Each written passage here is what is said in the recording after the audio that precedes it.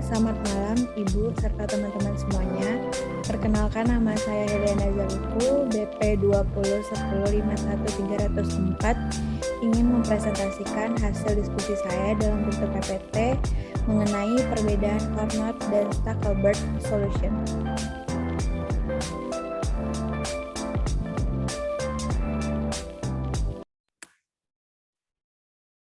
Yang pertama itu ada model Carnot.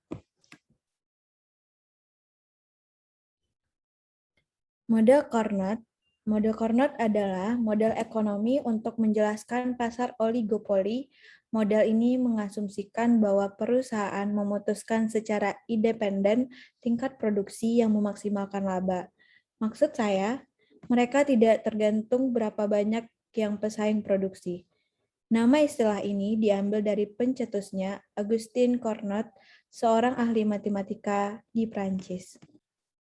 Asumsi dasar Carnot. Dalam model ini, perusahaan menghasilkan produk yang homogen.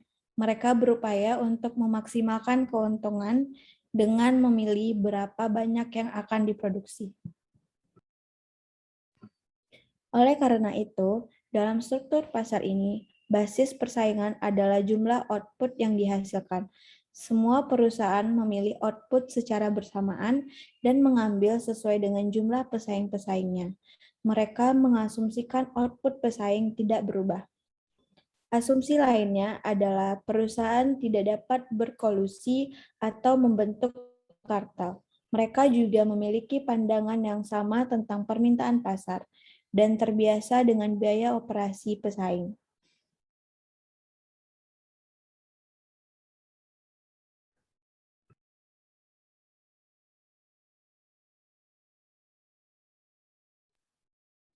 Contoh, katakanlah permintaan pasar adalah QD sama dengan 200 dikurang P, di mana P adalah harga pasar. Pasar hanya terdiri dari dua perusahaan. Kurva penawaran untuk masing-masing perusahaan diwakili oleh biaya marginal dalam kurung MC yang mana konstan pada 20. Jawab, karena hanya ada dua, kuantitas penawaran pasar QS sama dengan penjumlahan kuantitas output dari perusahaan pertama QS1 dan kuantitas output dari perusahaan kedua QS2. QS sama dengan QS1 ditambah QS2. Ingat, equilibrium pasar terjadi ketika permintaan pasar sama dengan penawaran pasar. QD sama dengan QS. Jadi, kita dapat mengkonversi persamaan permintaan pasar di atas menjadi QD sama dengan QS, 200 dikurang P sama dengan QS1 ditambah QS2. Dari persamaan berikut, kita memperoleh persamaan untuk harga pasar yang ini sebagai berikut. P sama dengan 200 dikurang QS1 dikurang QS2. Selanjutnya, kita akan mencari pendapatan untuk masing-masing perusahaan menggunakan persamaan harga pasar di atas.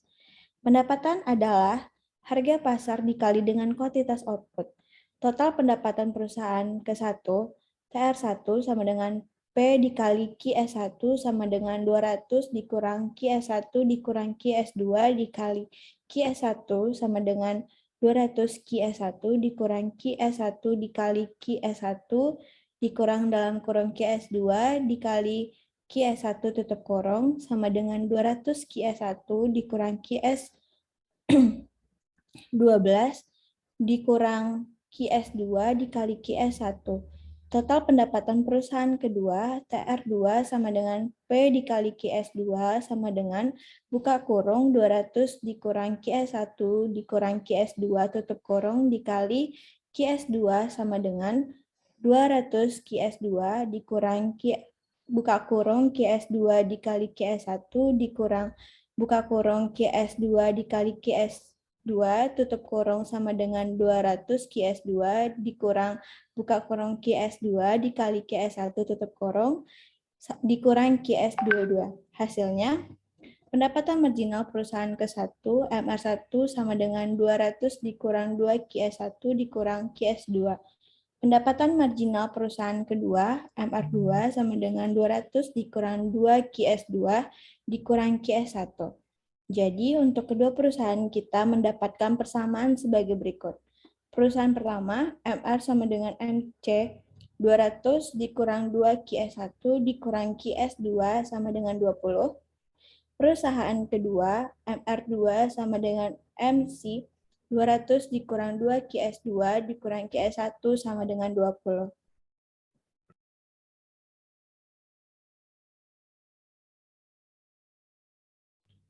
Pertama, mari kita selesaikan untuk perusahaan ke-1 dan ribet banget ya guys.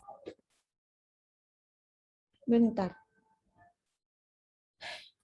Pertama, mari kita selesaikan untuk perusahaan ke-1 dan mendapatkan persamaan untuk QS2. 200 dikurang 2 QS1 dikurang QS2 sama dengan 20. QS2 sama dengan 200 dikurang 20 dikurang 2 QS1. QS2 sama dengan 180 dikurang 2 QS1. Sekarang kita mensubstitusikan persamaan QS2 ke perusahaan kedua.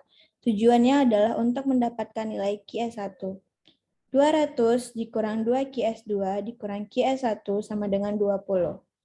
200 dikurang 2, buka kurung 180 dikurang 2 QS1 tutup kurung dikurang QS1 sama dengan 20.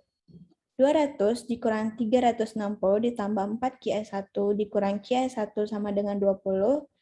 Min 160 ditambah 3 QS1 sama dengan 20. Jadi nilai QS1 sama dengan buka kurung 20 ditambah 160 tutup kurung dibagi 3 sama dengan 60.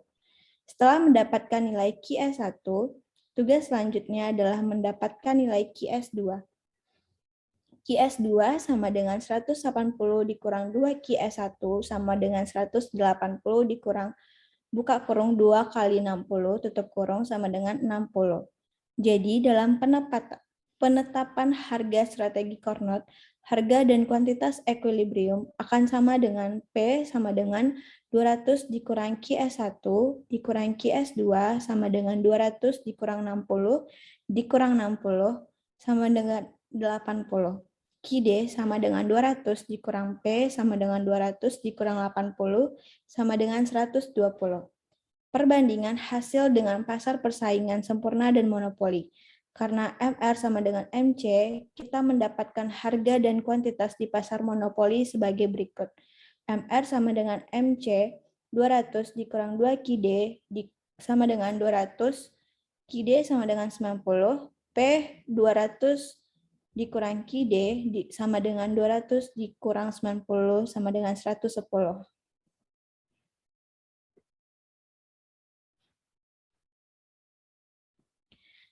Kritik terhadap model Carnot. Beberapa asumsi model Carnot mungkin tidak realistis di dunia nyata. Dalam model duopoli klasik Carnot, kedua pemain menetapkan kuantitas mereka secara independen, ini tidak realistis.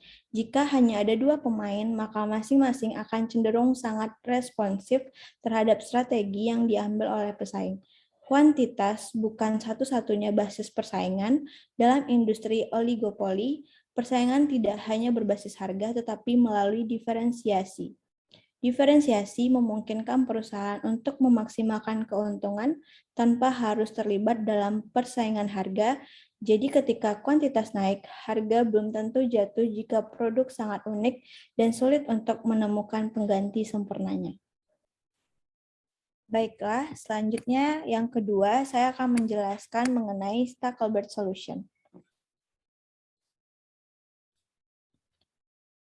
Stackelberg Solution, model Stackelberg Solution adalah model pengambilan keputusan strategi di mana perusahaan-perusahaan diasumsikan membuat keputusan secara berurutan. Model ini digunakan untuk menjelaskan perilaku pengambilan keputusan strategi di pasar oligopoli. Dikenal juga dengan istilah model perusahaan dominan atau dominant firm model. Perbedaan asumsi. Sekarang, asumsikan kedua perusahaan mengambil keputusan secara sekuensial. Prinsip untuk menentukan keseimbangan Nash dari setting seperti ini dikenal dengan backward induction. Bayangkan Anda adalah salah satu pemain catur. Sebelum melangkah, yang Anda pikirkan adalah langkah apa saja yang akan diambil oleh lawan Anda. Backward induction adalah teknik untuk menentukan keseimbangan Nash pada permainan sekuensial di mana pemain pertama akan mengambil langkah optimal setelah perhitungan langkah optimal yang akan diambil oleh pemain kedua. Dasar model Stackelberg. Model ini mengasumsikan ada satu perusahaan yang menjadi pemimpin pasar dan sisanya adalah pengikut. Pemimpin diasumsikan bertindak secara strategis, memilih strategi yang memperhitungkan reaksi yang diharapkan pengikut.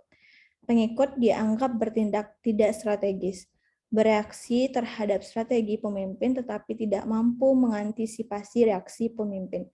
Jika mengasumsikan bahwa pengambilan keputusan dilakukan berurutan, pemimpin atau perusahaan dominan akan menentukan tingkat output yang memaksimalkan keuntungannya.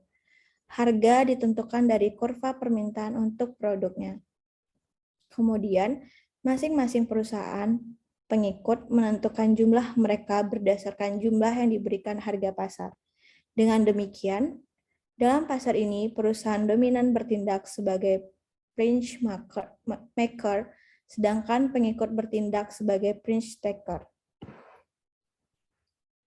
Baiklah, sekian presentasi dari saya. Terima kasih.